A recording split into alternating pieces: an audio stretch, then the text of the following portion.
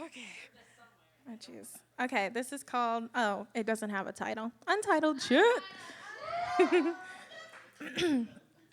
Dear friend, I hope heaven exists where happiness is a given. The first time I saw her, she wore a shirt that I also owned. High school, sitting in the back of a class we both later said we hated, slashing bottles in Abercrombie shoulder bags. Tears don't fall as an antidote. The first time we spoke, our insides coagulated, both sick. And to speak about it was happiness to the lost, finding hushed words in us finally voicing themselves.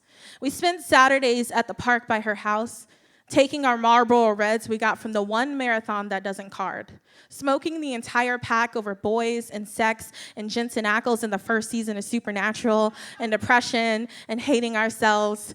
God, we hated ourselves. It's amazing how people with very little life experience can hate themselves. When you're convinced this is all there is, you can't help but to hate yourself. 14 years now looks like edibles and Snapchat threads, occasional meetups reclaiming our youth with a child screaming in the back.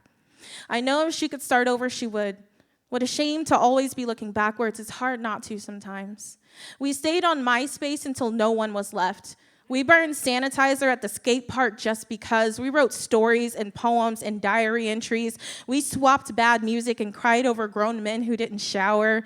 We compared our bodies to bodies that would never be ours. We planned a Nick Cage-themed best friend wedding. We aimed to leave the world and nothing else. I know that if she could go back, she would. I hope if heaven exists, it looks like a second chance.